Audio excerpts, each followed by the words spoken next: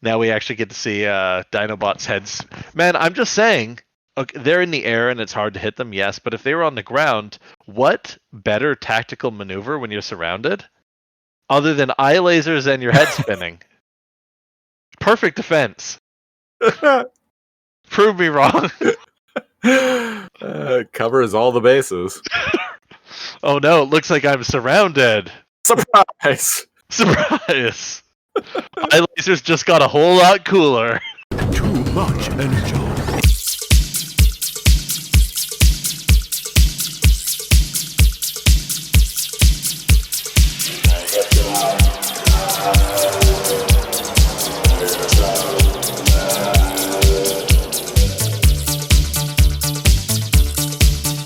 Good evening, Maximals and Predacons.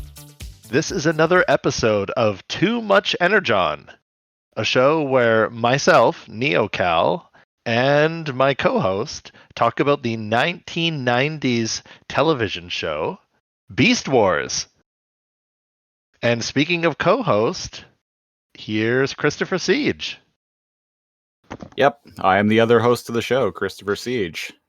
And this week on Too Much Energon, we are reviewing the 23rd episode of Beast Wars, Law of the Jungle, which originally aired on February 17th, 1997. Let's get started on the episode. Let's jump into it. So the episode begins with some tranquil flute music playing. If you've seen small nature music. Yeah, exactly. If you've seen any episode of this show before, you've seen this you've heard this music. Yeah. So it's kind of cool. I don't know, the CG, we open in a forest type thing, like a forest clearing. The CG here is kind of terrible. This is a weird. It's like a snaky dragonfly, and it gets eaten by a frog. Yep. And the frog, before it hops away, gets eaten by a snake. And the snake creating a time paradox. Yes, as one knows.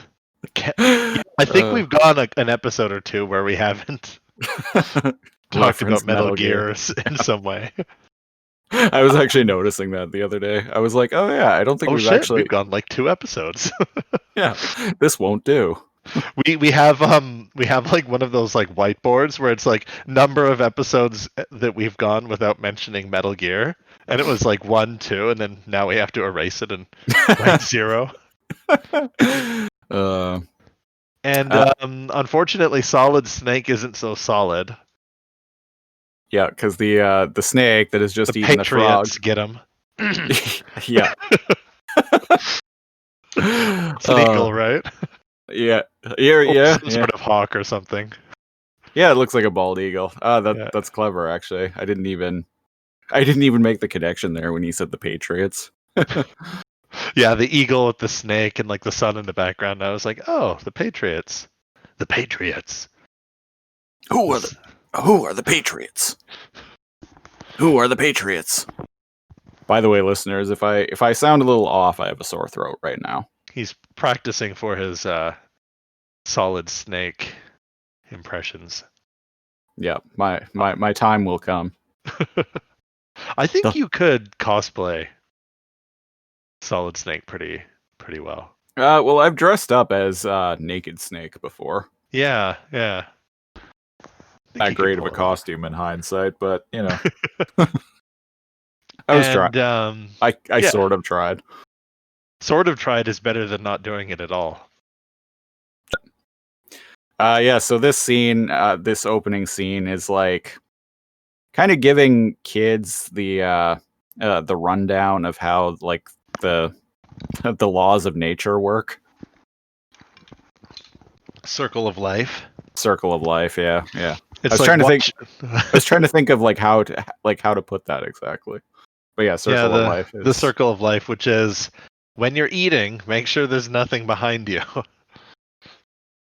I guess you can't do that. Hawks are pretty damn fast. Especially not a baboon with a lion cub. Speaking of Lion Cub, we have Cheetor walking on the mountain. And it's like evening because like the sun's going down. Good use of time shifting in this episode. It starts in the evening and it ends at night. I just noticed that. Yeah. They've been good at that lately. Yeah, he's walking yeah. side by side with Dinobot, and then Dinobot's just like complaining about what they're doing. As per. I think he does that often enough that it qualifies as Dinobot bullshit. Yeah, I was just thinking that actually. Can't think of anything else that would fit that. So Speaking of Dinobot complains about Dinobot bullshit. Yeah, there you go. And man, if people wanted more Inferno, buckle up because this is a half hour of 20 minutes of Inferno just like laughing his guts out. This whole episode. Yep, and screaming bloody murder like the madman that he is. Yeah, he has like an absolutely like maniacal. It's not just a laugh, it's like a battle cry. Kudos to the voice actor for being insane. And yeah, he's here, he's flying. He screams for the royalty, and he's holding a bomb over his head. You know what's funny is the voice actor Jim Burns. He's actually a pretty like laid back dude. Which is why it's so weird that this character's so wacko. Yeah.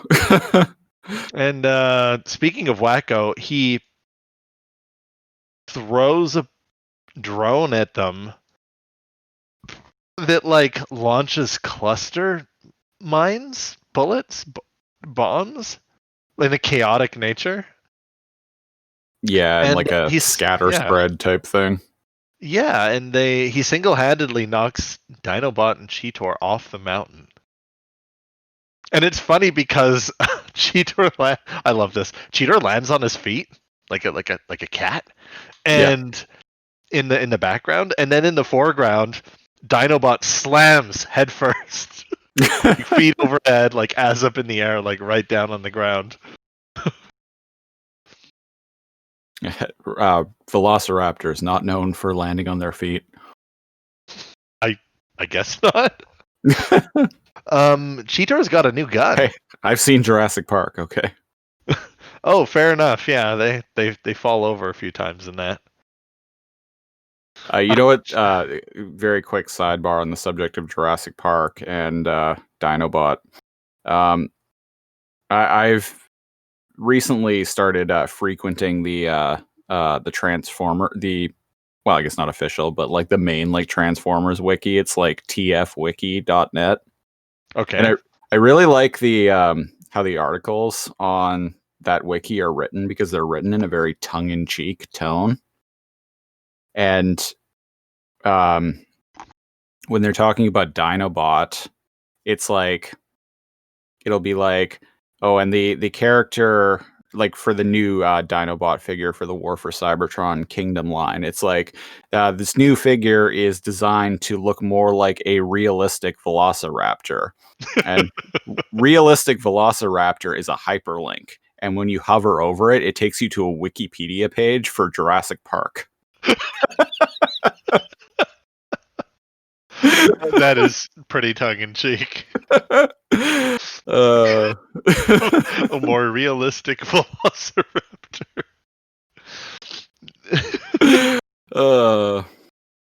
Well, it's funny because like the Velociraptors in Jurassic Park were nothing like actual Velociraptors. Right. So you could argue, oh, they wanted to make them bigger and scarier. Right? Like the actual ones were the size of a dog and they were really quick, right? But I think it said something about them having to splice them with different genes. They couldn't make the whole genome. So like keep in mind the dinosaurs in Jurassic Park aren't like clones of a dinosaur that lived. Remember they used like frog like like amphibian or reptile genomes to like fill out the DNA sequence for some Yeah. of them. Yeah, I think it was frog DNA specifically. Yeah, and I'm just going off of that little like slideshow that he shows at the beginning, right? And so like all of the animals there are they're not exactly dinosaurs. So whenever people are like, "Oh, did you know?" and there's been a number of people that like the velociraptors in Jurassic Park aren't actually velociraptors, and I'm like, "Yes, but not for the reason you think." It's Right. not that they just called them that. It's that they had to guess, not really guess, like adapt the genome, I guess. Yeah. And so when you Fill in the look at blank. it from fill in the holes, as the little cartoon in Jurassic Park says, and I kind of like that, because then it could be like, well, we can make the velociraptors look like whatever we goddamn want. We need to fit a person inside there, damn it. Because I think they had people walking in the suits in some parts, and then other parts were CG, right? Well, they used a lot of animatronics in that movie. Yeah, I know the T-Rex was like a gigantic, huge like project, but I think for there was actually like people inside of some of the T-Rex, the Velociraptor Well, ones. and Maybe I'm wrong. Maybe I'm thinking of something else. Well, and with those old practical effects at that time, like they would do, like it would be different depending on what the shot, like what, Yeah, like they would use different techniques depending on like what the shot that particular scene needed.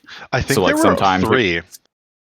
sometimes it would be like an animatronic that's just like, you know, like a head and nothing else for like a close-up shot that they can just like Of their face moving. Yeah. yeah, and then like other times it would be like someone in a suit, and then other Yeah. times it would be someone controlling just like the like upper body of a dinosaur, but then like the rest of it there's like just like controls behind it. Just wires and shit. Yeah.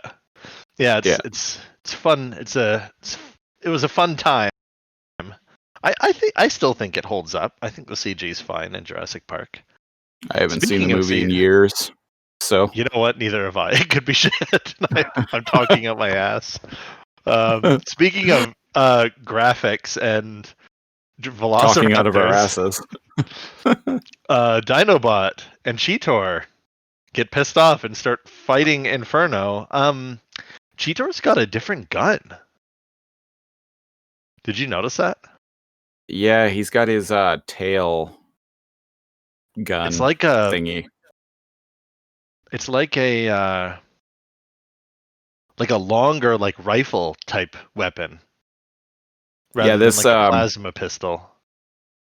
yeah, this was another weapon that was actually on the toy. It made up like it sat on, basically it connected to his butt and had like his tail attached to it. Okay. And then he also had his tummy gun. Okay, so this was his other gun. Yeah. Huh. 23 episodes in and we get to see it. Finally. We get to see it for 4 seconds. Yeah, we get a close-up shot of Inferno and he screams. What does he scream? "Your food for the colony, Maximals." But the colony was destroyed. Well, the new colony, and I don't know. Inferno isn't. He looks cool, but he even acknowledges that his colony was destroyed because he comments that Tigatron. So a little bit of continuity there. He actually he later on, not to jump too far ahead, but later on he does. he says to Tigatron, he calls him like destroyer of my colony or something like that. Yeah, you're right. And it cuts to Waspinator and Pterosaur. Yeah. And Pterosaur's like, "That fool, he didn't wait for the signal." Yeah, so much for the element of surprise or something like that. Yeah. Waspinator's like, "Oh, Inferno, not wait for signal." Bull. Yeah, and Pterosaur is like, "You to Waspinator, you take the cat. I'll support Inferno." So he flies away and tries to pick up like one of these like weird little bomb things. There's a stash of just like bombs and missiles like sitting on the mountain. Yeah, there's like this random like pile of arsenal just hanging out there. Yeah.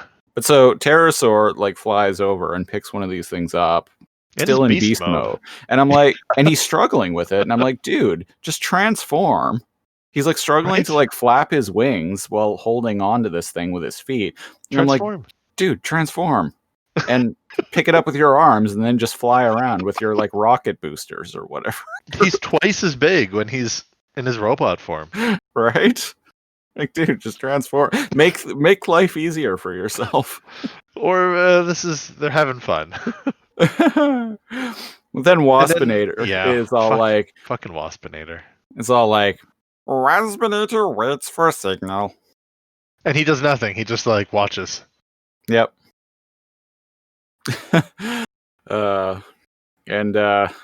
get eye lasers, we get Inferno just madly firing at Cheetor and Dinobot. They can't hit him for some freaking reason. Cheetor's gun looks rad though. It's like almost like a crossbow. I used to have a toy of Inferno, and he was what was called a Mega Beast, which for anyone listening who is familiar with current Transformer size naming convention, it was the equivalent to what is now known as a Voyager class, which is like basically the second biggest of the like main line figures.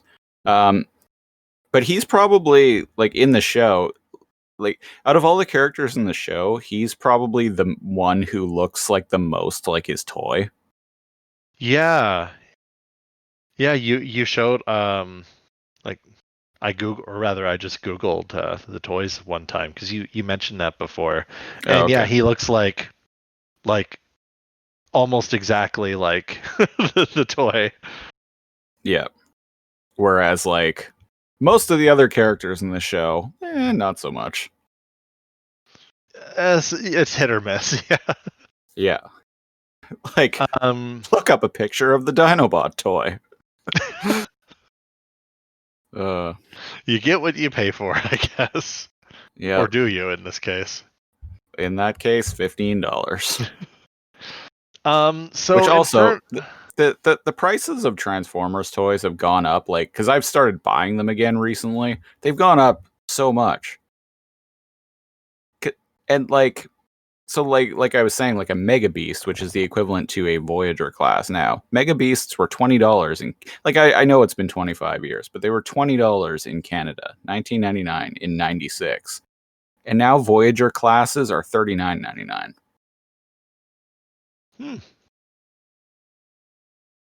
So it went from 20 to 40. It doubled in price. Yeah. And like the Ultra Beasts, which was the leader class, were $29.99 in Canada and now $69.99. Oh wow. That's a jump.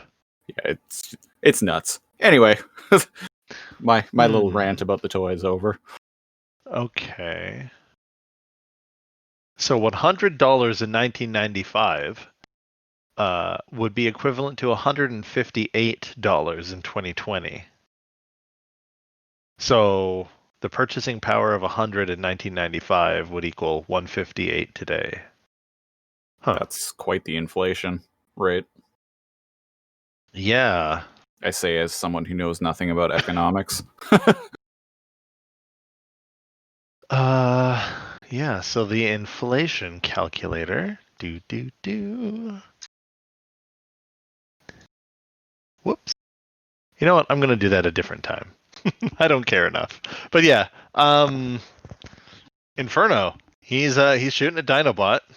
He landed on the ground for some reason.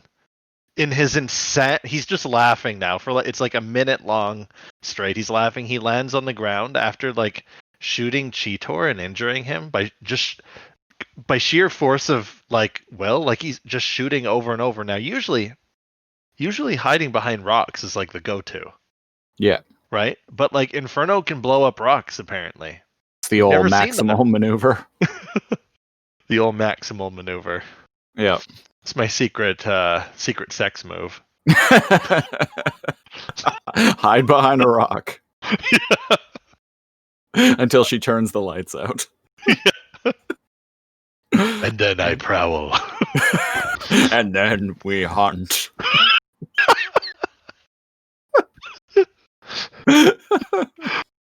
This is a thing now. Oh dear. But yeah, Inferno is the only one who can shoot a rock enough times that it explodes. And we get to see, finally, what are we, 23 episodes in? Ladies and gents, we get to see what Dinobot's spinny thing actually is for. I feel like on a fairly recent episode, like maybe within the past month or so, didn't we talk about, like, didn't we speculate, like, if Dinobot could use his whirly tail to deflect incoming fire? I feel like we did. In ground. Yeah. You know what I mean? Like, he's an up-close fighter, so it'd be cool if he could, like, deflect lasers or plasma shots or something. Missiles wouldn't work, but something like that so he could get close. And I had never seen this when I was a kid, so actually seeing this and going, "Oh, he can do that," it was kind of cool. Yeah. Last episode, I was like, when he was using it to cut down wild bean vines, I was like, wow, this is the most useful his whirly tail has been thus far. Yeah. And now, literally, well, he bonked like Scorponok in the head like a few times with it for dramatic effect, but right. I don't know if it did much. It just made sparks.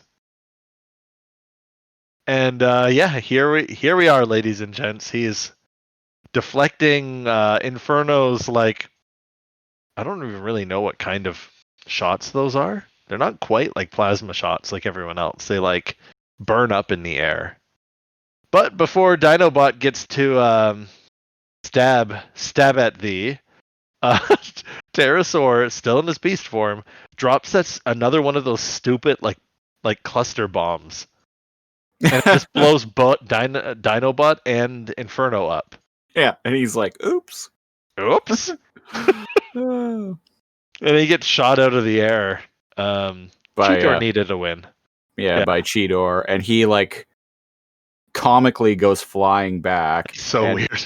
Crashes into the side of a mountain and actually like leaves an indent in it.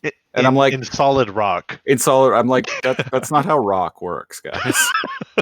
Or is it? I've seen anime and Beast Wars. I'll have you know that's this is like what, the third or fourth time we've seen that happen with rock. Solid rock. Maybe rock is different on the rules. The physics of rock is different on planet Energon. Maybe that's a clay mountain. There you go. Yeah, sure. Yeah, that's possible. Mountain being made of clay. By the way, like, technically at this point we don't know that this is that this is actually Earth. Technically, no, yeah. But we know it's Earth. But I will continue to refer to it henceforth as Planet Energon. Planet Energon. Even after confirmed Earth. Even after it's confirmed Earth. Just because I think that's so funny. For listeners who maybe didn't hear me explain that before, the manual to the Beast War, the god awful Beast Wars PS1 game, which I have talked about many times. The manual refers to the planet that they're on as, quote, Planet Energon. Title case. As though it's the name of the planet. Yeah. Yeah. That's what it is. It's Planet Energon. Yep. Planet Energon and nothing else. The Maximals found it first, so technically that's what it is. So Pterosaur is in the side of this rock, and Waspinator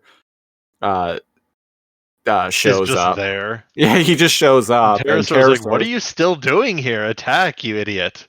And he's like, Pterosaur is not giving signal. And Pterosaur's just like, Go. fuck you, imbecile. Yeah. Oh yeah. He literally calls him an imbecile. Yeah, and then Waspinator goes, "Okay." Yeah. And He's like, Waspinator decides to attack. yeah, Waspinator will engage enemy. Yeah, he says very matter-of-factly. Yeah, and he looks directly at the camera when he says it. And the camera lingers on Pterosaur for like another painful 8 seconds. It's like Pterosaur like tries to wrench himself free of the rock that he was embedded in. Yeah. And he does. And he does. Yeah, it's Cheetor getting shot by Inferno still. And he decides to radio base. Or at least radio, what do they call them? An outpost nearby. Because we've seen that they have like these like radar scanner dish things for like long range communication. Yeah, it's the same one that that Tigatron was using in the Trigger Part 1. Is it the same one, or I always assumed they had multiple? Well, I mean, it's like it's the same device, is what I mean. So yeah. So the assumption is they have these spread out everywhere enough that they can. Because you and I have commented that we've noticed that they're communicating with each other over way longer distances lately. Yeah. Sometimes breaking their own rules in the episode already established, but not this time. This time it only reaches one person. And Cheetor's like, code R. Well, I mean, they've been on the planet now for 23 weeks, so they've had plenty of time. Opportunity. they've had plenty of time to start setting up shop. Yeah. And he says, code R, and Optimus is in his beast mode, like in an area, like a mountainous area. Yeah. And he's just tapping buttons with his index fingers. Like you'd expect like a gorilla to try to type. I just caught that. That's hilarious. That's how I type. And that's how I type too. He's using 2 fingers. And I could actually type at almost 60 words per minute like that. Really? Yeah. I don't actually type like that. I type like I have raptor claws. I use like 6 fingers. No, I legit type like that, and I can type at almost 60 words per minute. Wow. That way. Yeah. I never took typing class, okay? So, ladies, if you're out there and you're looking for someone who can type 60 words per minute. if you're looking for someone who has some digits. This guy. But speaking of digits, something opens when Optimus like taps away. Like another monitor like flips open. And he responds back to Cheetor and he says, yeah.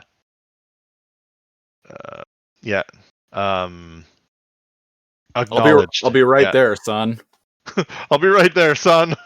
Maximize Prime Jets on, and he super apes away. He does super ape away. Thank God. What would they do without him? Right. So the Three Stooges, the 3 Pred flyers, my God, they are so dumb. Waspinator takes like 5 minutes to even find out what Inferno's shooting at. Did you notice that? He's like scanning the area frantically. Yeah. And then eventually he sees Cheetor. And he's like, good target. And so instead of, transforming and shooting, he goes and grabs a bomb, just like Pterosaur did. And not only does he grab a bomb, he grabs the biggest one. And he too struggles to carry it. And it's like, dude, just transform. I don't know. And who else is on the mountain as Waspinator like struggles to hold on to the bomb? It's a Siberian tiger.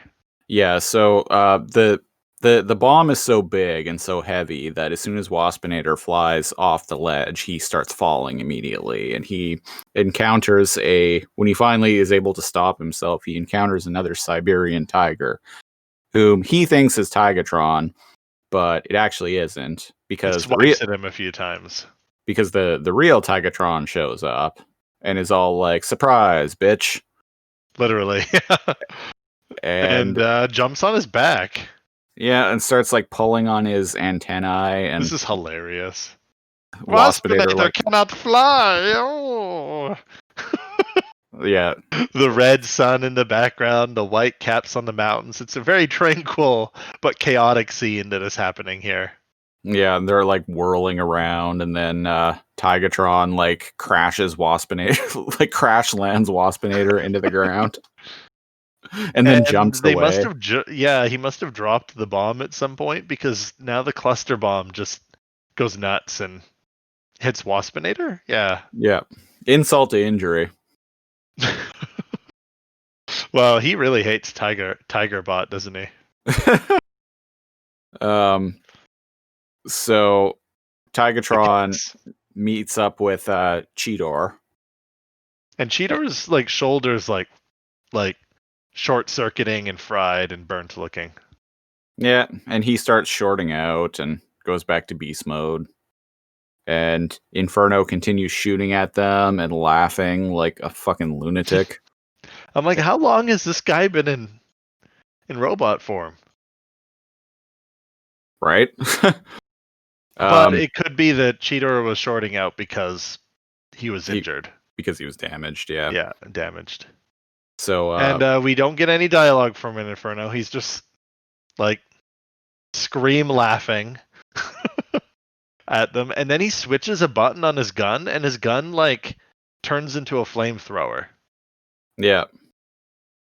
And he's a like mostly useless flamethrower. Yeah, if video games have taught me anything, it's that the thing that sucks about flamethrowers is the lack of range. You know what's weird though? The range on real like flamethrowers that saw like war, it's like 60 feet. Really? Look up footage of people using a flamethrower. It's, well, one, it goes in a fairly straight line, and two, holy shit, is it dangerous? Like it because it burns so hot and so like quick on whatever it touches. It's the smoke that can like smoke people out. That's why they would shoot them into bunkers, right? Right. And if you actually got hit by it, you just stay on fire. But yeah, the range on them is like huge. Like when I was a kid from playing video games, like you said, I thought the range for like a flamethrower was like 4 feet. Yeah. Right? Like I might as well like throw a rock at somebody and hit them farther away than a flamethrower. Nope. Apparently that's not the case at all. Like they go really far.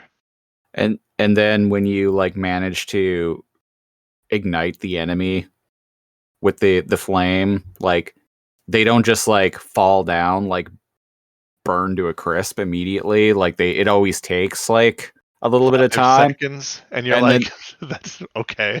And then they just run at you, and then you catch fire and then too. And you start taking damage. And you're or just they run around a corner and they go and then the fire just puts itself out.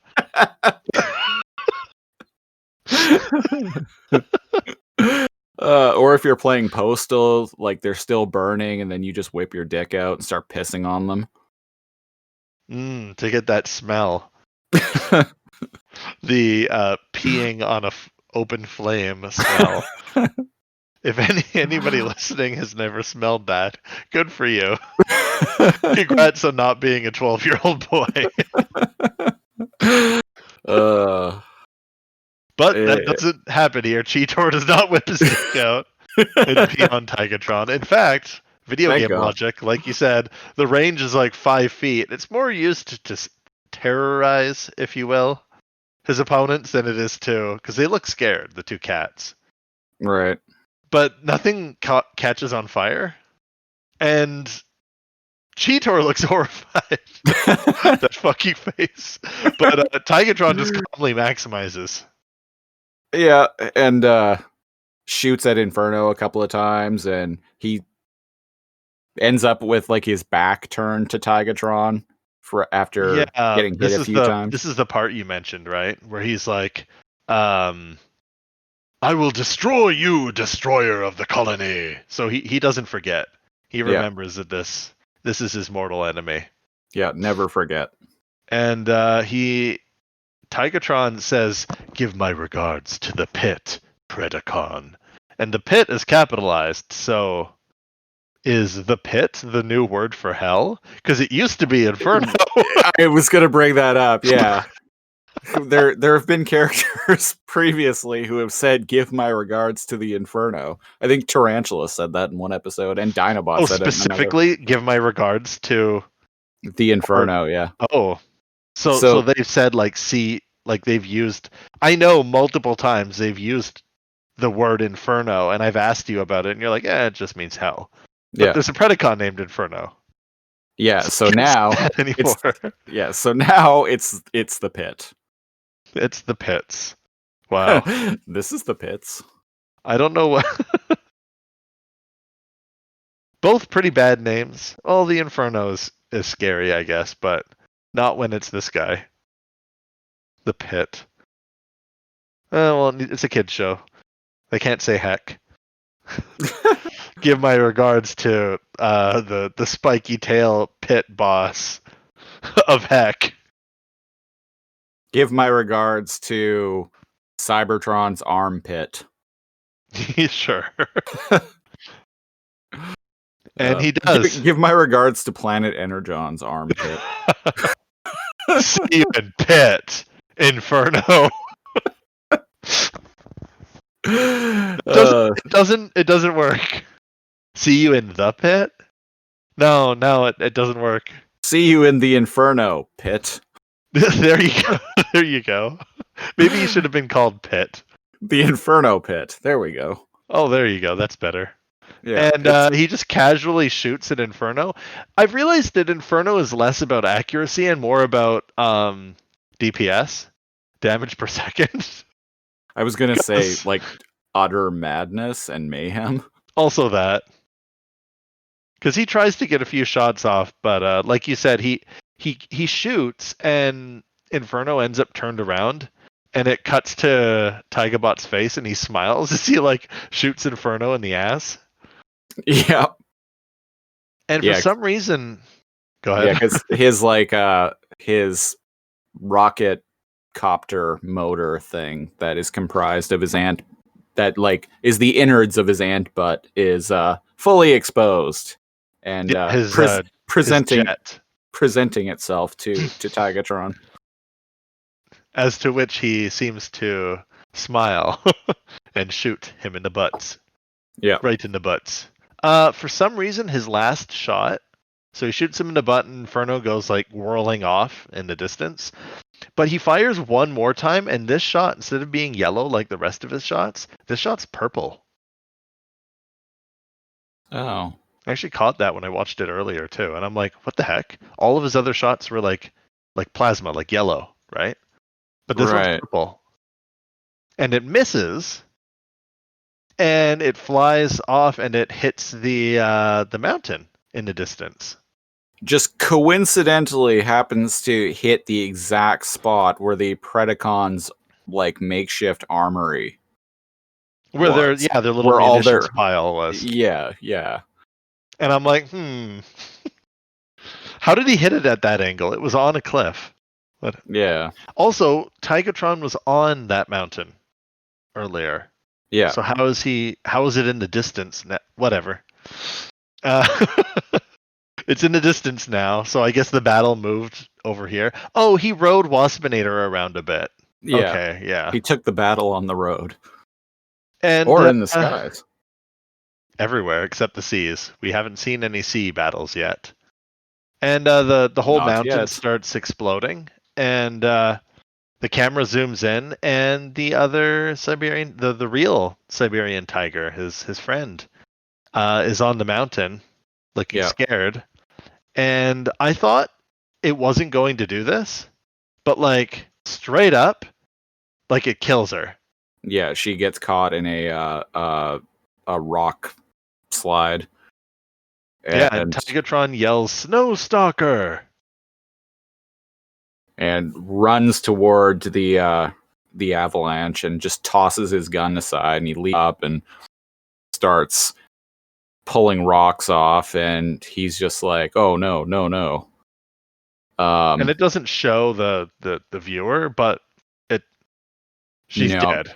yeah, because he picks up one rock and he's just like, "No, no, no," and he gasps and then starts trembling and like crosses his arms heart dies. and Yeah, this like is hard, man. This hit yeah. me. No, I legitimately like teared up a little bit when I was watching this. And like honestly, like kudos to the voice actor and kudos to the animators because like they actually handle this quite well. Mm-hmm. So you can tell like exactly like what has happened just by Tigatron's reaction and like And how much it affects him. and how much it affect. I feel for the guy here. Yeah, I was like, wow, like the show went there. Holy Yeah. shit. Yeah, it's definitely. I uh, despite my macho exterior, I actually get like teared up like really easily for movies and TV shows. Oh, me too. Like really easily, like Yeah. more than most people I know. And yeah, this was a little. My eyes were a little glossy, here, especially after the commercial break. It zooms in following a single snowflake, so it's like starting to snow, or they're at the altitude where it's not snowy where they are, but a little bit higher up it is. And he's making kind of like a burial site out of like the stones. Yeah, so he's buried her and like has erected some stones up as like a headstone. Yeah. And he transforms, and him and Cheetor start walking, and Yeah, he's he had said goodbye Snowstalker, let your hunting grounds shelter you now. right. Yeah. And I was like, man. And Tigatron's basically just like, I can't do this anymore. And Cheetor's like, yeah, I know, like it's hard burying a friend, and or it's never easy burying a friend. And Tigatron's like, but it is easy to do this. And we get a like panning shot of the battlefield, and like all of the all of the flora and fauna around has been completely obliterated. Like there's craters everywhere, there's smoke, like Trees are burning, yeah. yeah, like they fucked shit up. And Yeah, Tigatron has his existential crisis here. yeah. And Cheetor is like, well, we had no choice. It was the Preds, and I mean he's right. But yeah, they were literally dropping bombs that exploded into smaller bombs. yeah, like I get Tigatron's little existential crisis right here, but like they didn't really have a choice, and they didn't pick that fight. That's true, yeah. And I think that's what the lesson here is, right? Like, you can choose not to fight, but you can also choose you can not fight at all, or you can choose when to fight. Yeah. And it's like there's some like Batman vibes in this episode, right? Like all evil needs to succeed is for good men to do nothing kind of vibes, which we get into like a little bit later. Yeah. Because Tigatron right now is he's like, oh, maximal Predacon, what's the difference? In my lust for battle, I caused the death of an innocent. So he's blaming himself for that. Yeah. But I mean, well, one, I don't know why his last shot was purple, but but like he didn't like he didn't know they were just stashing bombs up there. Yeah. And They then weren't being Dinobot attacked. walks in and is all like, there are no innocents in war. And I'm like, dude, not the right time. And I mean, yeah. and like, I get Dinobot's point, but in her case, she kind of was. Like, she was just a tiger chilling out. Like, just Yeah. hanging about. Like, she had no part in any of that. he probably should have shut up. Yeah. And Tigatron walks away. He's like, I'm gonna have no part in this. Yeah, he's like, from this moment forward, I am no longer part of the Beast Wars. And Dinobot says Dinobot bullshit, like, "Oh, you would desert in the face of an enemy, and I'm like, you're one to talk." right? It's like you turned on your team. Well, I guess for him, it was him choosing the winning side, and he's still choosing to fight, whereas Tigatron is choosing not to. So I guess that's different in his mind. He was choosing the side that would have him after he betrayed his boss. Although, look at how much Terrorsaur betrays Megatron, and he still got a job. Yeah, but Terrorsaur also has no shame. Fair. Or pride. Yeah. Whereas I'm sure Dinobot could have at one point groveled and come back, but that's a little beneath him. Yeah, and like we've talked about quite a few times now, it's clear that Dinobot has something personally against Megatron. The show unfortunately never goes into it, but like it seems like there's history there. Very quickly, he thinks that Megatron makes a lot of like inept decisions. Yeah, that's why he challenges him in Beast Wars Part 1, the first episode. And even in later episodes, like anytime they end up fighting, like it seems like Dinobot legitimately hates the guy.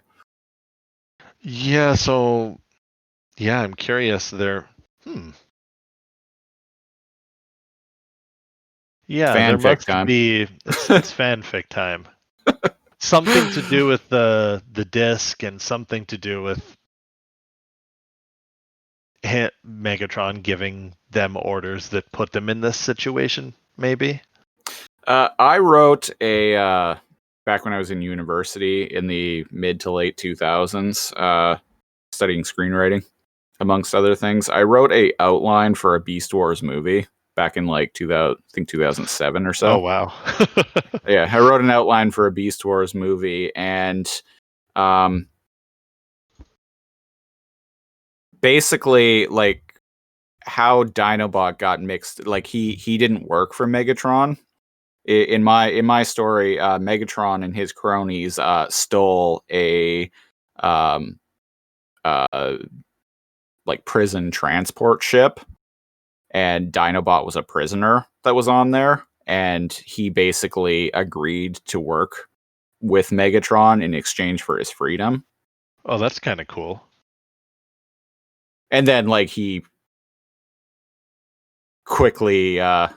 very quickly started disagreeing with Megatron and then turned on him. I actually don't mind that. Yeah, because we know that Megatron doesn't represent all Predacons. Yeah. Yeah, in my story, is he was a politician on Cybertron. Thinking back on it now, like he was almost like Donald Trump-ish. He was this really like flamboyant, like kind of bullshit politician on Cybertron. And yeah. The Maximals don't want to install a pipeline. No. And yeah, Optimus was he was a former military leader who was kicked out of the Maximal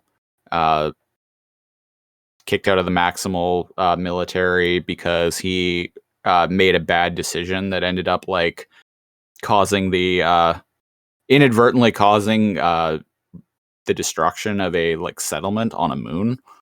Oh, jeez. So he was kicked out of the military, and he was basically working as a civilian, running like a science and like transport vessel, which is why Rat Trap is always like second guessing him all the time, because like Optimus has this reputation of being this guy who like fucked up so bad that he like got all these people killed.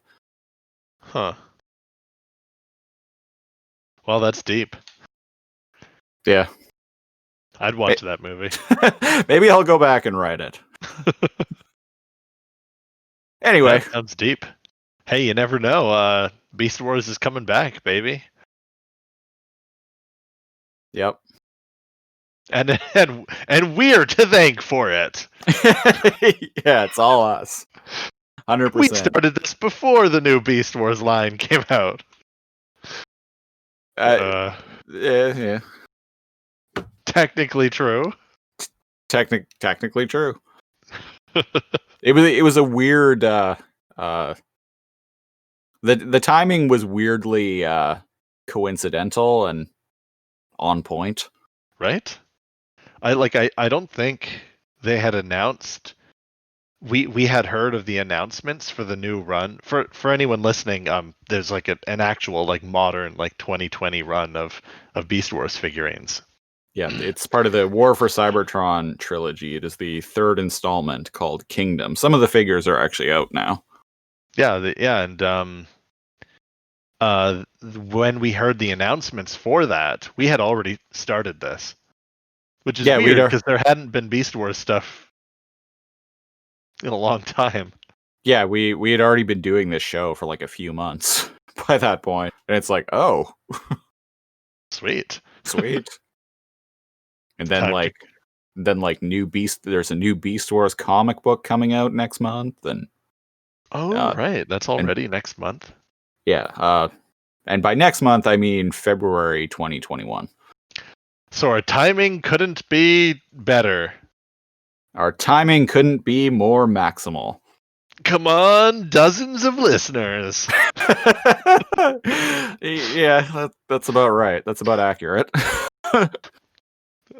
Because it's definitely it's weird because like the people buying the toys are probably the people nostalgic for them, but like, do you feel like there's going to be a lot of kids that are just randomly going to go, oh, cool, like a transformer that's an animal? Like, who do you think? Do you know what I mean? No, like, especially not at the prices of them. That's what I mean. So I feel like it's exclusively for adults. This run, maybe I'm wrong. Like you said, especially the price, right? Well, in the War for Cybertron Netflix cartoon is rated TV-14. So, yeah, it must be for millennials. It must be for people our age.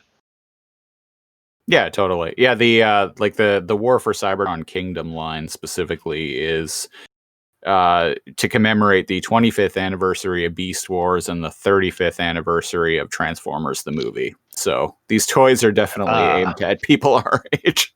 Also, yeah, like Gen X that grew up watching Transformers, like G1, right? Right. Definitely, yeah, probably not for kids. I don't know a single 12-year-old that could save $70 to save their life. Speaking of saving lives, though. I certainly couldn't have. Yeah, saving lives. Tigatron fucks off, and he do. And does he drop a tear? He does, yeah. Did I miss that the first time? And Dinobot. He does. Wow. Yeah, sorry. So Cheetor is like, man, what are we gonna do now? Now the Tigatron's gone, and Dinobot is basically like, Predacons know how to handle a soldier who won't fight. And he's like, Cheetor, you'd better go back to base and heal up. Yeah, there's like Inferno vision. Yeah, Did you Inferno catch that? is like thermal vision, like watching them. Like spying on them instead of shooting? Right? Yeah, And I'm like, how long has he been in robot form? Right? Also, that's not his typical move. I mean, Thank you. That's what I was going to bring up here. we established like at the beginning of this episode, like even Pterosaur made a point of saying that Pterosaur and Waspinator made a point of like mentioning that Inferno, like he lacks any like tactics. There's no subtlety with him. No, he didn't wait for the signal at all. And here he is spying. He's only like 20 feet away. I'm surprised they don't hear him laughing. He's laughing to himself. And in a very Inferno-like move, apparently he suddenly becomes a tactician. He radios Inferno. Did you say Inferno? Yes, I accidentally. I on purpose said Inferno. I was gonna say, no, accidental or not, that is that is a thing now. Whenever Inferno behaves out of character, Inferno. He's Inferno. Yeah, so in a very Inferno move, he radios Pterosaur and Waspinator. Yeah. And says, Inferno to blah blah blah, regroup on my coordinates. And I'm like, what the fuck? Who are you? What? That hurts my brain. Like he seemed like such a crazy random. Also, he was blown out of the sky. So what? He's fine now? Yeah, his copter butt seems to be back to normal. Anyways, yeah, they go. Speaking of copter butt, Optimus like super apes into frame, and him and Cheetor exchange some words, and Dinobot walks off to go track down Tigatron. And then we cut back to Inferno, and Pterosaur and Waspinator show up. These three, they're so. Also, it seems like they're taking orders from, like they're taking Inferno's lead, and I'm like, why? But then also not. They end up like because Pterosaur gets defensive and kind of tries to take control again. Maybe it's because Inferno is, if you took Scorponok, made him fly, but made him really stupid. You know what I mean? He's loyal and that's it. Yeah. And extremely aggressive. He can blow up rocks, for God's sakes. And the Three Stooges meet up.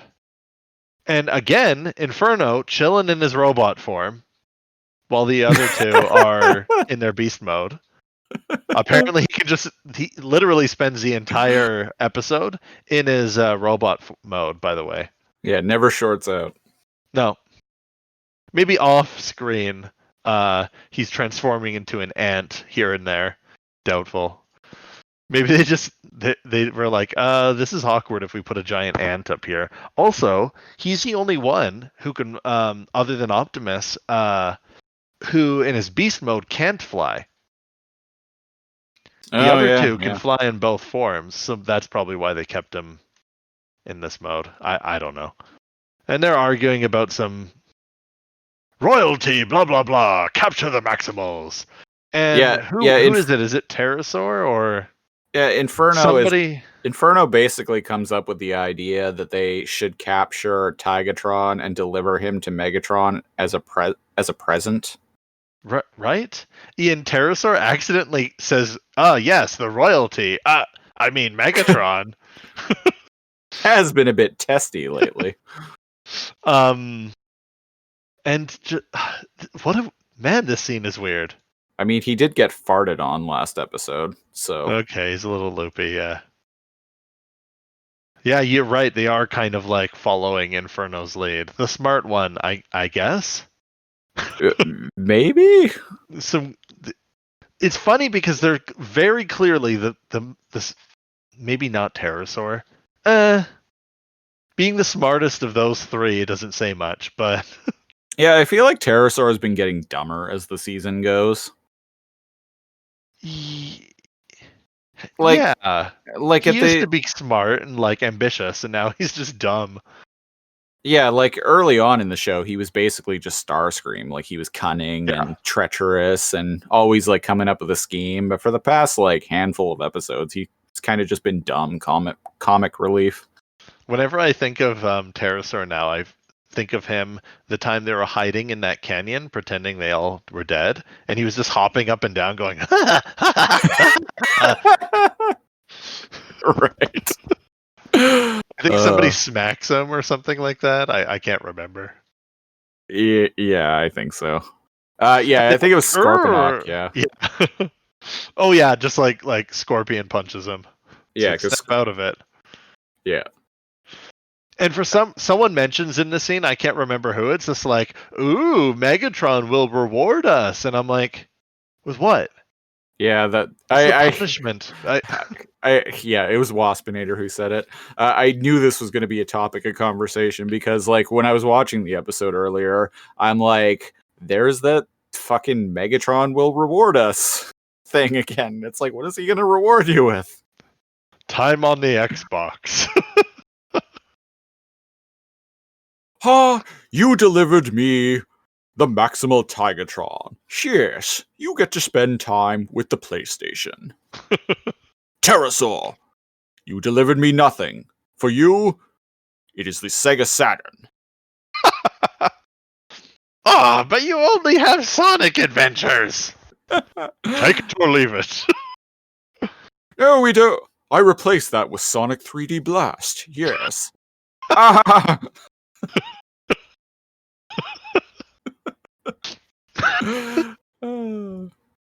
Wasn't there like a game on the Sega Saturn called Seaman where you had to like raise like an advanced Tamagotchi and it had like a human face and like the body of a fish? That was on Dreamcast, actually. Oh, And the game, Dreamcast. the Sorry, game was narrated by Leonard Nimoy.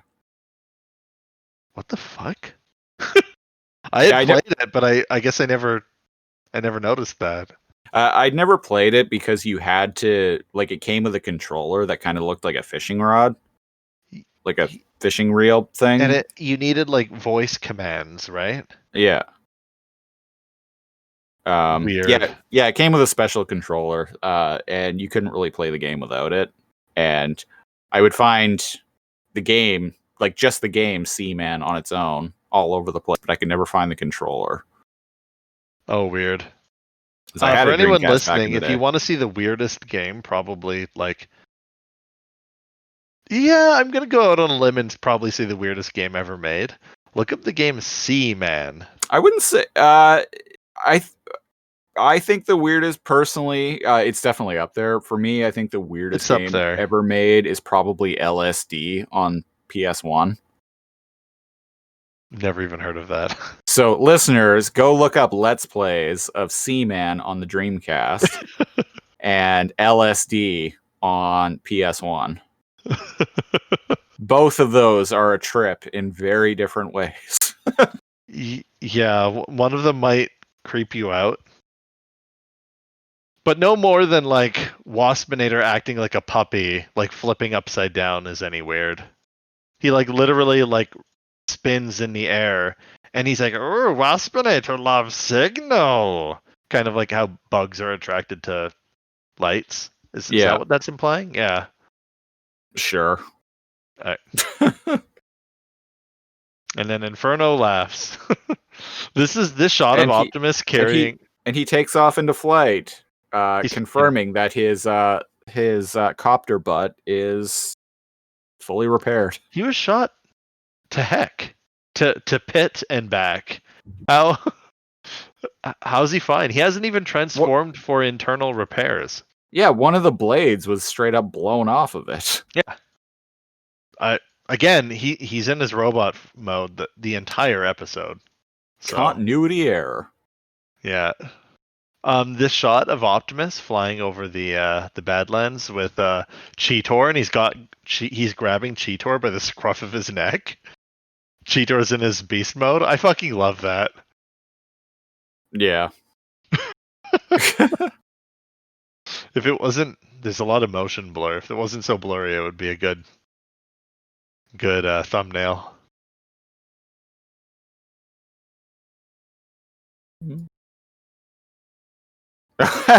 Yeah. You see that? Yeah. And he drops him off, and he's like, "Hey, head back home. When you're in range, contact Rhinox and let us know we need backup." And Cheetor says kitty things like, "Oh, what's gonna happen, Big Bot?" And there's dramatic music, and it like zooms in on Optimus, and he's like, "I don't know." So it's very ominous. Yeah. And so we cut to the jungle and It's nighttime. Nighttime. Dinobot's wandering around. You were talking about the progression of time in this episode, like Mhm. through the time of day. They did a good job. Yeah. Dinobot's looking around, and Tigatron is able to sneak up on him and get the drop on him. Tigerbot's eyes glow a little bit. Hmm. But yeah, they're both like snooping around because Dinobot went to go look for him, right? Yeah. And yeah, he gets the drop on, and it looks like he's gonna pounce and tackle him, but he doesn't. He just like waits for Dinobot to see him. Bitch. And Dinobot is like, to talk. You have the instincts of a warrior. Yeah. And yeah, Tigatron's like, I have nothing more to say. And Dinobot is like, well, look. And he points out some animals who get pounced on and eaten by an actual tiger. And An orange Tigatron. yeah, an orange Tigatron. It's literally the same model. It's just like supposed to be a tiger, like an actual tiger. Yeah. Rather than a Arctic tiger. And so Dinobot is basically just like, that's the law of the jungle, kill or be killed. And it's not really a fair analogy, in my opinion. And Tigatron agrees with that. Yeah, you think so too? Yeah. Because Tigatron says, well, animals hunt to survive. Yeah. That's that's different. Yeah. And I think it is different, but Dinobot raises the point that that's what war is all about. Yeah, he's like, "What do you think war is about?" And I'm like, it's not yeah, about. Yeah, well, and specifically, like Dinobot even mentions he's like, he says something along the lines of like, Predacons, you do not know the Predacons. Predacons live for conquest. So, like, really, he's already like contradicting himself. Because first he says that like war is like survival, about survival, but then he's like, oh, we Predacons like go out looking for a fight, and it's like conquest. Yeah, yeah. It's like, yeah, that's directly contradictory. He's you're deflating your own.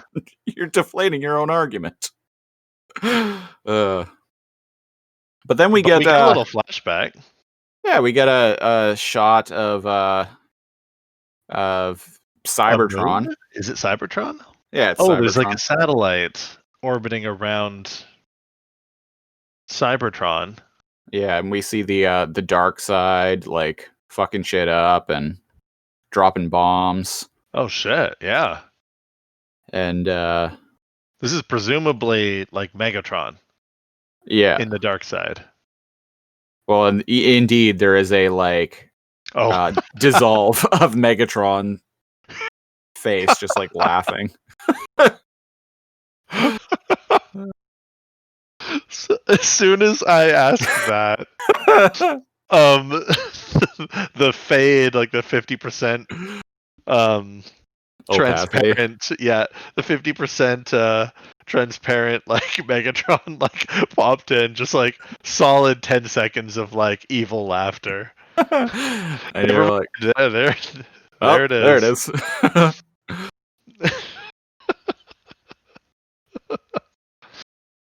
Oh, and then it shows maybe that wasn't Cybertron because it shows like Cybertron completely explode in half. No, I don't. Well, I don't think it's a flashback or anything like that. I think it's just like visualizing like what like Oh, it's just a what he's put. visual representation of like what Megatron and Predacons want to do. Yeah, what he's possibly capable of. Yeah. Okay. And then yeah, Dinobot's going on about the Great War and Autobots and Decepticons. yeah, and Tigatron says one of my favorite Tigatron line quotes, and he It's a good says, Gandhi quote too. Yeah, go what ahead. what does he say? Peace cannot come until someone agrees not to fight. Mm-hmm. That's a good quote. It is. It's one of my favorite quotes in this show. It's one of the most Will never memorable. come until someone agrees not to fight. Yeah. It's one of the most memorable lines in this show, in my opinion. I like it. And Dinobot's like, yeah, the Predacons will not allow it. Now fuck you. And he transforms and like starts eye lasering at Tigatron. He's like trying to goad him into battle, and Yeah, he's really trying to like get him to fight, but he yeah. just kind of like hugs the ground and growls and stands his ground, but doesn't fight back. And what does Dinobot say? He's like, if I was a Predacon, I would not have missed because he purposely misses. He shoots his eye lasers next to him. Yeah. And he puts his weapons away and he's like, now return to your duty. And Tigatron's like, no. No, and man. Dinobot's like, well, all right then, and pulls his weapons back out. What? There's some weird choices in this episode. He's like, oh, okay. And then he immediately just pulls his weapons back out. Like I thought a scene was transitioning where he was like giving up and nope. He's like, oh, okay, well fuck you.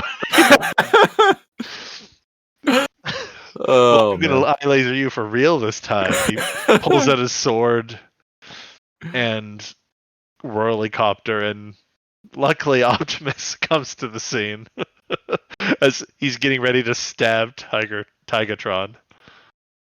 Yeah. Yeah, and Optimus is like, stand down, and Dinobot's like, no! yeah. He's being kind of a bitch this episode. Don't you at least want to say something to this fool? And Optimus is like, yes, I'm sorry about your friend. I know how much she meant to you. And Dinobot's basically like, well, I've heard enough of this emotional sissy shit. I'm out of here. Transforms and leaves. Sentiment. Pathetic Maximals. Oh yeah, he says what he actually says is, the more time I spend with you, the more I wonder how you survived so long. So he walks away, and I kind of think that too.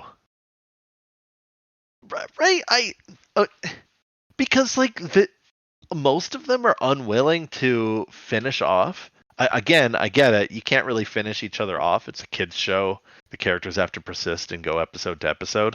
But I feel like until they don't. Until they don't. I feel like when the Maximals, when the Predacons get away, it's because the Maximals lit them, and when the Maximals get away, it's because they outmaneuvered or got back up or something like that. Like the Predacons absolutely want to destroy the Maximals. Yeah. So well, I feel like that's what sets them apart, though, right? Yeah, but there's so many times when I'm like, can you just finish some of them off? No, is that evil? I don't know. Maybe I'd be a Predacon then. I just feel like if they just killed a few of them, it's along the same lines of the whole argument of like, oh, why doesn't Batman just kill the Joker?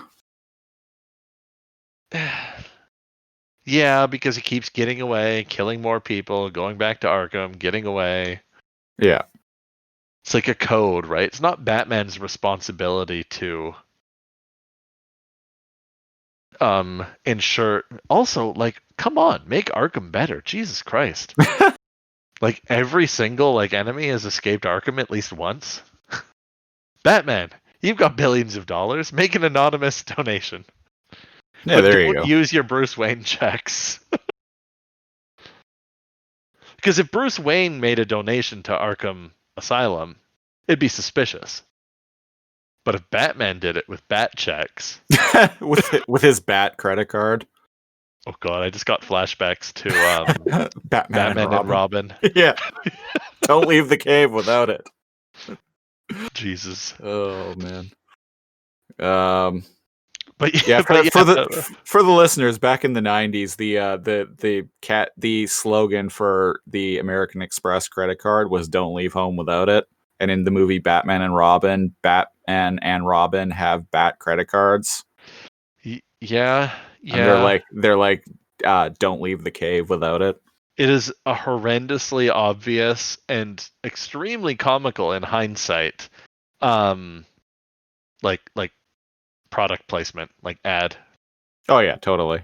I'm pretty sure there were American Express commercials that had George Clooney as Batman. Well, there were at the Batman time. commercials for American Express. They have to, unless I'm just like doing that thing where I'm imagining it, like I'm associating the two. But I swear I remember Batman credit card commercials. Yeah, totally. Speaking of Batman credit card commercials, the Three Stooges like notice that Dinobot's walking through the forest by himself, and they decide that they're gonna take him instead of Tigatron because like he'll be an even better prize for Megatron, and Megatron will reward them even more. Whatever that means. And they all like laugh and like zip out of frame. All of them laughing is like surreal for me. Like I can't tell if I hate this episode or it's my favorite. Do you know what I mean? Like they're just so like they don't have a single intelligent like flyer, and they're all just like laughing and they're like feeding each other like big dumb energy. And I'm like, I'm okay with it. I think I'm okay with it. I'm pretty middle of the They're road so on dumb. this episode. Not to spoil what I'm gonna end up rating this, but it's gonna be Oh, Inferno's an ant here. Yeah. Okay. So they all transform and start shooting at Dinobot, and Optimus hears that. Waspinator's fucking laugh. Did you hear it? It's 16 minutes in.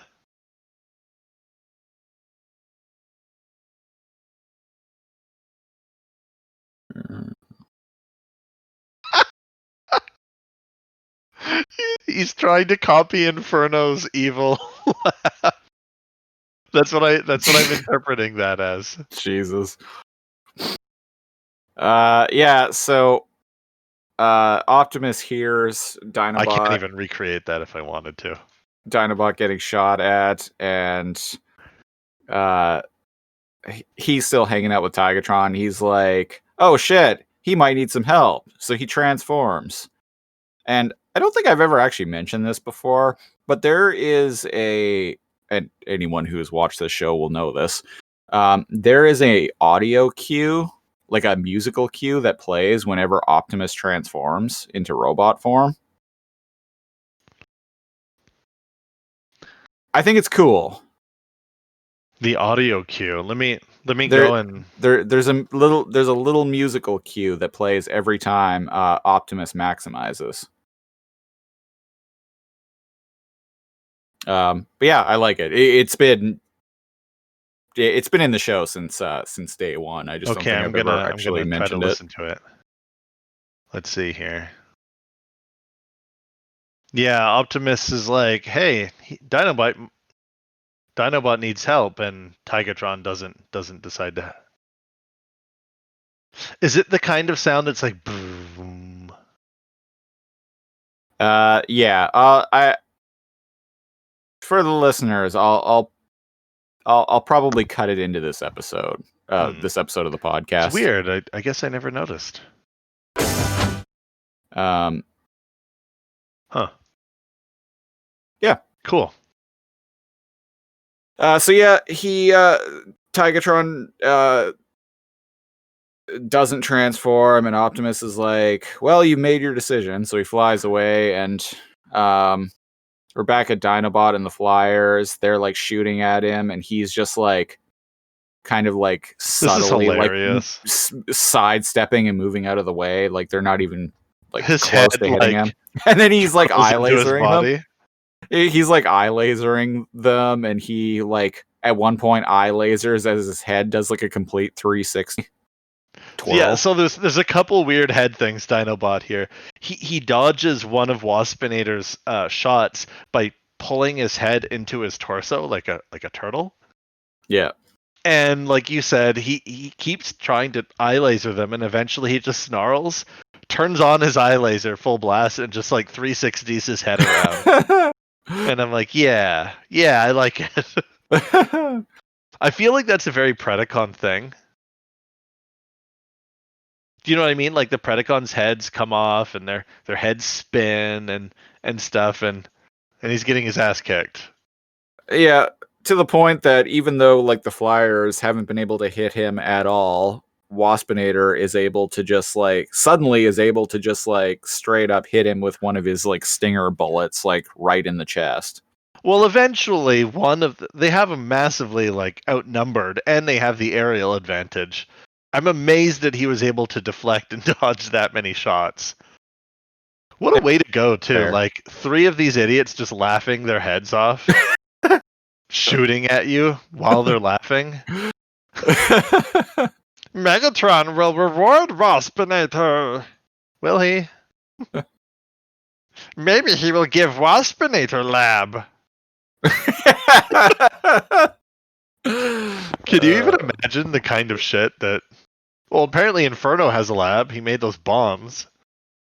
Because you noticed the shells were shaped like his like the same color and the same shape of his tail. Right, yeah, that's a good point.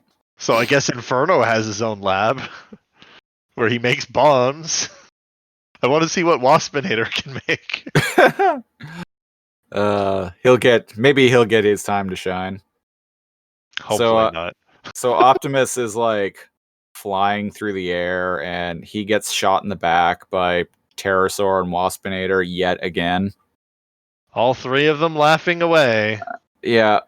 So, but he doesn't go down. He turns around and like pulls up his shoulder cannons and both of his like forearm shotguns, and just blasts everything he's got, and somehow hits like both Waspinator and Pterosaur, who were apparently right beside one another.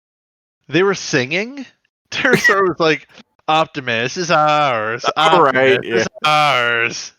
In like unison, and Waspinator was like, "No, Waspinator will finish him." So I just imagine them like arm in arm in midair, just like doing the can. The 3 of them are so dumb. Yeah, he does shoot them both with one shot. Yeah. But Inferno uses this as a chance to sneak behind him somehow. And he gets him. It's very easy to get the drop on Optimus. Optimus this show has taught me. Yeah, Optimus can outgun anyone, but it is unless you get the drop on him. And if you do, he's very easy to take down. Yeah, and it seems like it's easy. Has done it. It seems like it's easy to get the drop on him too. You know who you can't get the drop on? Rhinox. No. Many have tried. Even when he's blind, folks. Yeah, that's true. Especially if you're Waspinator. So Optimus hits the ground and goes back to beast mode, and Dinobot's lying on the ground in robot form and shorting out. Optimus helps him up. Extends a hand, yeah. Yeah, extends a hand and helps him up, and then Dinobot transforms, and Yeah, they're both shorting out. And when Optimus was in the air, he had a little verbal AI warning saying that he had to transform to beast mode soon. And I'm like, what about Inferno? What the fuck? Yeah, because I think it said his power levels were at 35%. Yeah. I'm like, what about the Three Stooges?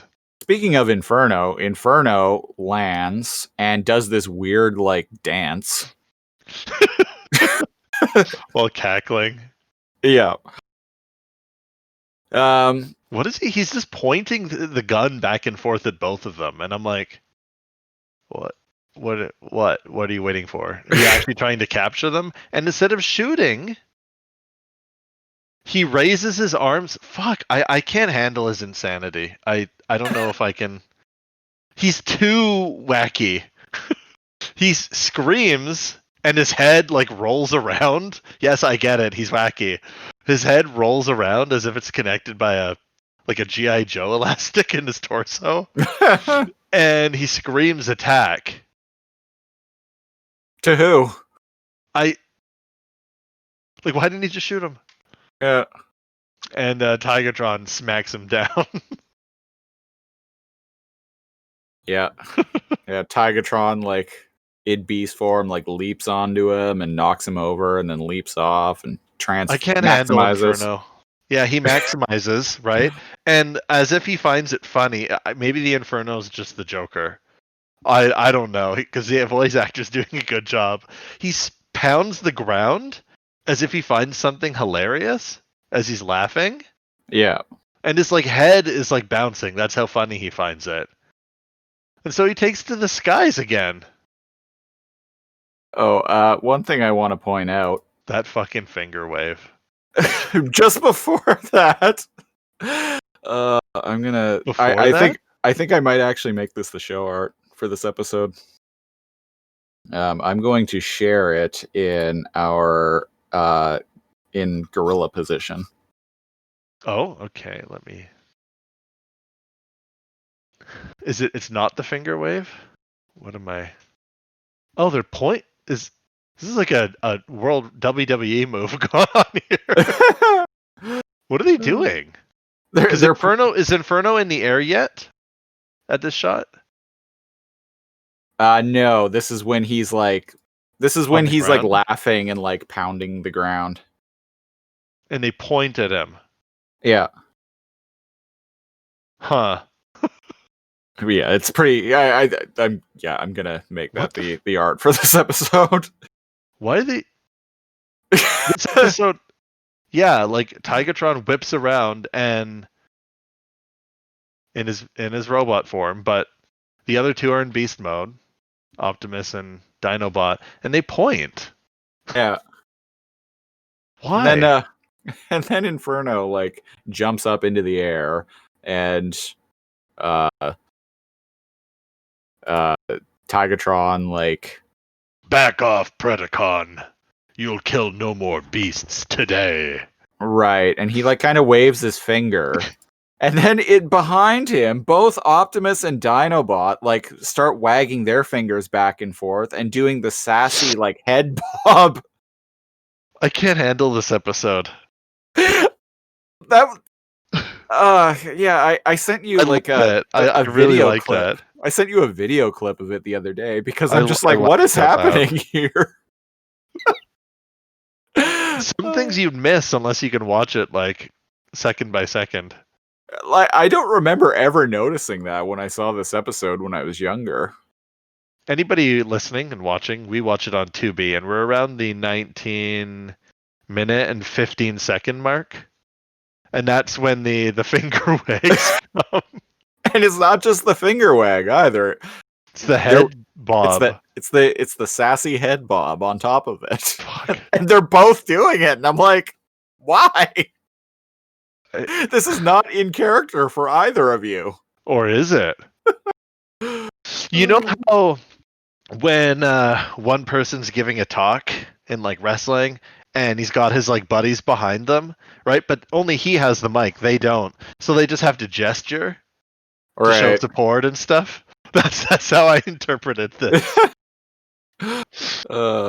Every now and then they're hyping him up. every now and then in this show, there's like something that goes on, like some sort of like character direction or like animation choice, and I'm just like, Why? why? Like, I'd really Well, like to why? know like what the thought process was that I'm went glad into that this. they did, Oh, it's rather than it hilarious. just standing there. It's freaking hilarious. Only on this show. A gorilla and a. Imagine showing somebody that had no idea what Beast Wars was this screenshot and asking them to guess what's happening. A green robot with a tiger face on his chest, with a gorilla and a velociraptor standing behind him, wagging their fingers and bobbing their heads. And the tiger robot has a gun. To finish, to wrap it up though, it's like what was it? What was that? That episode where Victory, where the Maximals were gonna leave, that with all the like shots of Dinobot, like I loved that. Dinobot in his beast form, just like looking up at the moon and quoting Shakespeare. Like, imagine if like have no idea what this show is about, and you just show someone that scene. Just a velociraptor looking up at the moonlight, quoting Shakespeare. I maintain if we had a no context Beast Wars Instagram, it would probably be popular, more popular than our spot than our podcast. Just like random like HD screenshots. Maybe I'll start. I did make a Too Much Energon Twitter account. I'll Recently. start uploading like no context image, like no words associated, just screenshot shots of screenshots. I mean, yeah. Screenshatners of scenes. Yeah. Hashtag no contact. No contact. No contact Beast Wars. Yeah, no context Beast Wars. This is a non-contact war. Yeah. Well, it certainly is for Inferno because he shoots his flamethrower again, and much like video game flamethrowers, it has a range of like 5 feet. Doesn't light. It does. Man, I can't handle this episode. It doesn't light Tigatron on fire. It lights the tree behind him on fire. As dramatic music plays. But it's behind him. Why couldn't Inferno hit whatever? Well, it's not behind him, it's beside him. Okay. Quite a few feet beside him, actually. So, like, what the fuck was up with Inferno's aim there? I love this line. Tigatron like gasps, looks at the fire and looks back at Inferno, and he says, "You will leave the wild alone." And with each word in that, like, "You will leave the wild alone," he's like shooting like chunks off of Inferno. His last shot is a dick shot. Holy shit. Shoots the gun out of his hand, shoots his head, and then the last shot is right in the dick. Nice. And he shoots off into the moon. Yep, and Tigatron looks over at the burning bush to his left and then uses his tummy gun, which apparently has like a fire extinguisher mode. Yeah, he's ice. He's like the opposite of Inferno. Right? Yeah. Yeah. Sure. Okay. And he extinguishes the tree. Yep. And Optimus like pats him on the shoulder and is like, "Well done, Maximal." Oh shit, I just realized the tiger face on his chest is sad. Huh. What, really? Yeah. Okay, I gotta go back and see this. 1958-ish. Like really sad. Huh. Maybe it always looks like that and I never noticed, but I swear it hasn't looked that sad.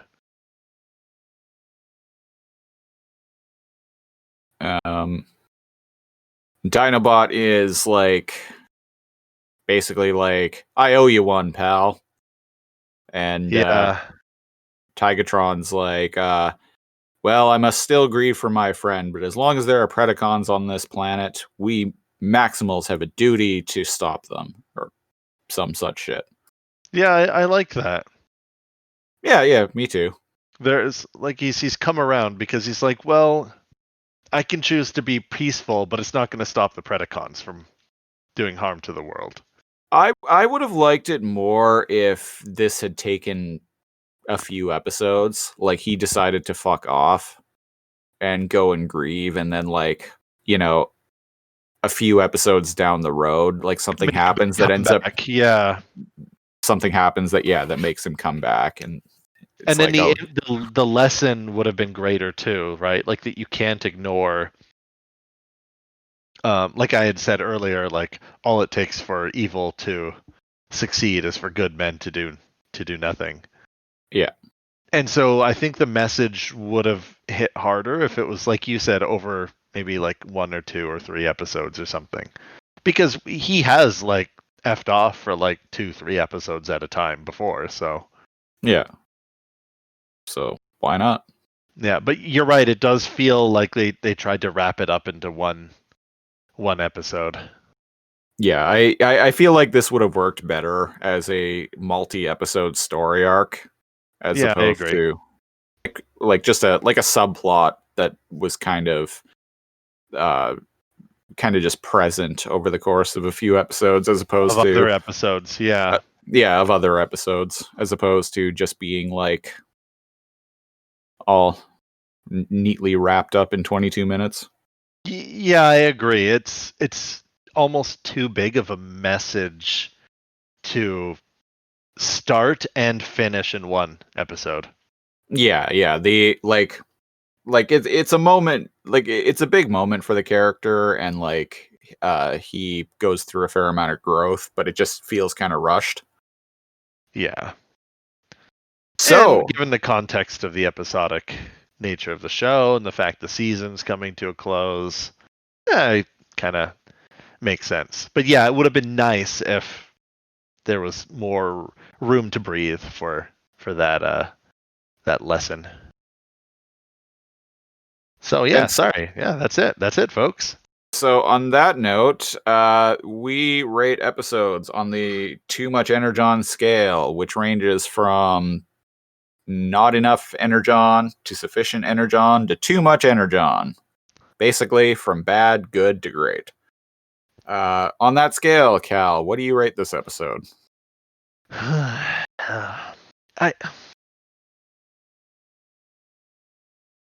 At first, when I had watched it earlier today, I was like, man, I really oh, excuse me. I really like it. This might be my favorite episode. And I really liked how dumb the Three Stooges were. And there's so much laughing. Like, gee, but it's like I can't tell if I hate it or like it. Do you know what I mean? Like them just like cackling maniacally and like continuously harassing the Maximals this episode is. Yeah, I feel like it was the writers trying to add some levity to what is otherwise a pretty serious story. Yeah, some yin yang going on. Yeah. So whereas you have serious shit like Tigatron grieving because somebody, an animal friend, died, then you have like these idiots like flying around like screaming the royalty and lighting the forest on fire. And then you have sassy Optimus and Dinobot. To round the episode off. But I really like Tigatron's like arc in this. I'm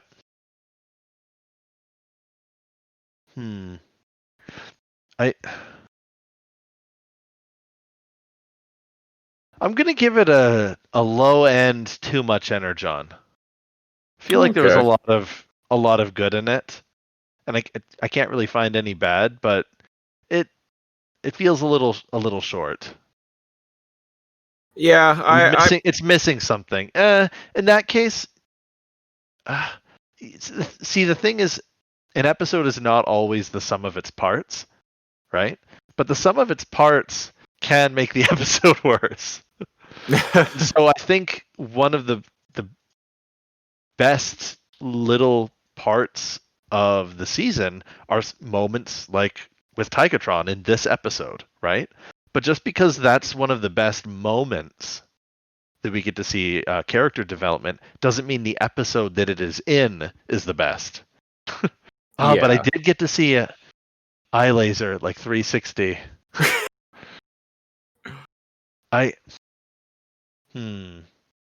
What are you giving it? Let me chew that for a minute. What do you think? I'm giving it a middle of the road, sufficient Energon. There was stuff I liked in the episode, but I feel like they leaned a little too far into the comedy. And don't get me wrong, I like the comedy. I thought last week's episode, The Low Road, was absolutely hysterical, and that was basically just an episode of Looney Tunes. I can't believe I think we both gave that a higher too much Energon. Yeah, like, that was might actually really good. Yeah, it's probably going to end up on my list of favorite episodes of the season. I think I'm going to give this one a high sufficient Energon. It has my favorite. It really makes me like Tigatron and everything, but like the plot of the episode, it just goes back. It doesn't know what it wants to do. Like the Predacons attack. Now they're not. Now they're attacking again. Now they're not. Ooh, now they're attacking Dinobot by himself. It's like they planned. They didn't know what to plan around. The Tigatron story is great, but they didn't know what to do to fill out the rest of the episode. So they just had the Three Stooges like shooting everything. Yeah, so on one hand, you have a moment that like legitimately brought a tear to my eye. And then we also have, sassy Optimus and Dinobot. So the episode had a little bit of everything. It had a little bit of everything that don't necessarily complement one another. And as I was saying, I think this story would have worked a lot better as a like multi-episode. Yeah, like as a multi-episode arc. So it feels kind of rushed. So sufficient Energon for me. Sufficient Energon, yeah. Yeah. So that has been episode 23 of Beast Wars Law of the Jungle. If you want to support the show, and you're listening to this on Apple Podcasts or iTunes, give us a 5-star rating. Also, if you like the show, tell your friends. If you don't like the show, tell your enemies. Check out our website, www.toomuchenergon.ca, where you can find embedded players of every episode of this show thus far. You can also find us on pretty much any podcast distribution platform you can think of, like Apple Podcasts, Spotify, Google Podcasts, etc., etc. YouTube, yes. We're on YouTube, baby. Yeah, we have a YouTube channel. To find that, you can either just search for this podcast and it'll come up. The name of the channel is Laser Comb Productions. Yeah, where we got two. Sorry, you were saying laser comb, as in like. Yes, like a laser, and go ahead, spell it. Sorry, Lazor, Lazor, and then comb, COMB. Yeah, and that's where you can find our reboot podcast too. On the channel. Yeah, you can find all the main episodes of both of these shows. This show and our reboot podcast, Alphanumeric. But if you listen to these shows through the main podcast feed, there's all kinds of bonuses like outtakes, preamble audio where we talk about some cheat bullshit. Whatever's on our mind at the time. And we also have some other bonuses, like we did a commentary track for the 1986 animated Transformers the movie. I can't believe how well that holds up. Yeah, I've listened to it, and I actually listened to quite quite a few commentary tracks, and I think we did a good job on that. So I'm pretty proud of it. Oh, I wasn't commenting about how we did. I'm in the movie. Oh, I'm afraid to listen to it. I don't know. No, I'm sure we did fine. But No, the movie itself is. Anyone listening hasn't seen like the Transformers movie? Holy shit! Like, regardless if you watch it alongside our commentary, because we do, like Christopher said, live commentary. It's good. Like it's actually good. And I'm not even a huge. I say as I'm doing a Beast Wars podcast. I'm not even a huge Transformers like fan. Like I would say I'm a 4 or a 3 on the fan scale, and Christopher's like a 7. Like Christopher's got a bunch of Beast Wars toys and stuff. Right? Like he's got real like DVDs and like VHS of like Beast Wars. yeah. This is my favorite kids show of all time. So. Mm-hmm. And I'm starting to see why. And apparently it just gets super hype after this, so I'm excited. And you're gonna really see why next week, because we are going to be back next week with a maximal sized episode. It's going to probably be the biggest and longest episode we've recorded thus far, because we are covering episodes 24, 25, and 26. Before the Storm and Other Voices. Oh, we're going to do all 2. 3. All 3. Oh. We're doing all 3? We're doing all 3. They're together, right? Okay, we're doing it. Yeah. So, for the listeners, all 3. Yeah, 24, 25, 26. So that's Before the Storm, Other Voices Part 1 and 2. Okay, got it. Yeah, they are essentially we're doing that because it is essentially a 3-parter. And I was actually reading today, the only reason why it isn't even officially considered a 3-parter is just because of production scheduling. Oh, it's literally the only reason, according to series creator Bob Forward. I'm not going to read the synopsis because I don't remember what's going to happen as a kid, and it's going to be wild. It's going to be crazy. It's going to be glorious. It may or may not involve Inferno cackling madly. Oh, I'm sure there's plenty of that. But anyway, we're running out of time, so we're going to get out of here. I've been one of your hosts, Christopher Siege. I am your other host, NeoCal. And until next week, Beast Mode.